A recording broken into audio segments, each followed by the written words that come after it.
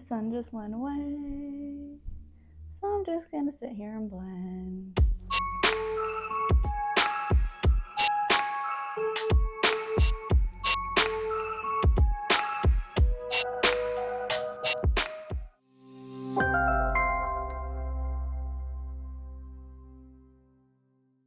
Hi, welcome back to the channel. I hope you're having a magical start to your week. What do Vikings, polar bears, and trolls all have in common? They're all featured on Maelstrom. Fun fact, this was actually one of my favorite rides as a kid, so I'm so excited to chat about this one today. If you enjoy this video while you're watching, please don't forget to give this video a thumbs up and subscribe so you never miss a magical makeup Monday again. Now off to the story.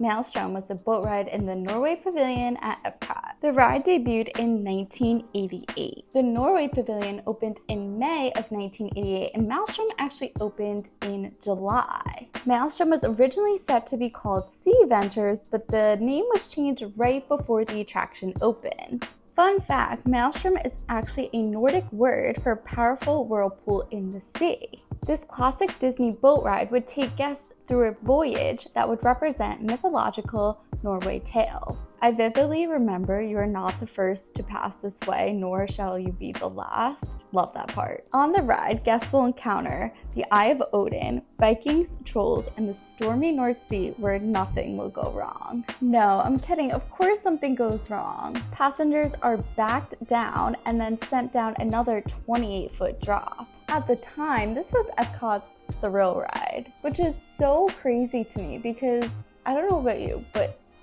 its replacement definitely doesn't feel like a thrill. Fun fact, this is the first Disney ride to actually travel backwards. If you really think about it, it paved the way for so many other attractions. Just thinking off the top of my head, like Guardians of the Galaxy Cosmic Rewind, Expedition Everest, they all have this sort of backwards feature along the ride. Personally, I love the backwards feature. I know it makes people sometimes feel a little bit sick, but I don't know. It doesn't make me feel sick, and I much prefer that to like a drop. You know, a little bit more unique. Imagineer Mark Rhodes spoke to Tomorrow Society podcast about creating Maelstrom. Honestly, it was a really interesting interview and I'll link the article down below. On the podcast, Mark explained how Maelstrom came to be. Quote, "So I went back and kind of thought, okay, I can use this from the Vikings, I can use this from the trolls. I don't want to do a walkthrough of an oil drilling platform, but maybe we can do something exciting because I got research on that. Oh, lightning strikes it. That'd be cool." Stuff like that. So figured that out. There was polar bears. I went, okay, there's all kinds of stuff. I put together a sequence of stuff, and what I'll do is I'll come up with a narrator that sort of takes you back to the beginning of Viking days and then talks you through all of Norway. So I did that and everybody loved that. End quote.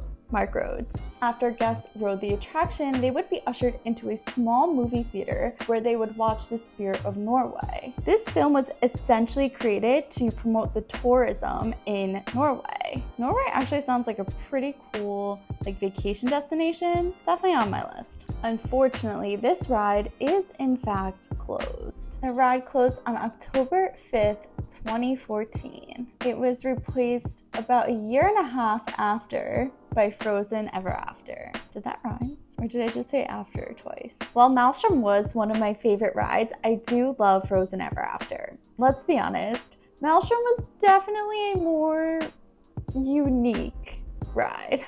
Now, I do miss the old Epcot where there was less IP, but because of the IP, I also have two of my favorite attractions in the park, Guardians and Remy. Hot take on Remy, I know, but I can't help it. I love that little mouse. Also, side note, do you remember when Disney announced that there was gonna be a Mary Poppins ride in the UK Pavilion? Is that still a thing? I don't know. I feel like Disney announces a lot and then let me know down below if you think the Mary Poppins ride is still gonna happen or if we may not get that one. If I had to take a guess, I don't think we're getting the Mary Poppins attraction, but what do I know? Anyways, back to Maelstrom, there are actually some fun Easter eggs and nods to the original Viking attraction. To start, and the most obvious one, Maelstrom's Viking ship vehicles are actually the same exact ones used for Frozen. If the overall ride layout seems kind of familiar, it's because Disney really didn't make any changes to the ride layout. If you're in the queue for Frozen Ever After, there's actually an information board with weather reports noting that the southeastern bay of Arendelle was hit with a maelstrom. The ride also features the puffins as well. They're so cute. They are at the bottom of the drop towards the end of the ride. While waiting to meet Anna and Elsa next door at Royal Summer House, keep your eye out for a three-headed troll and a rock ogre in the queue.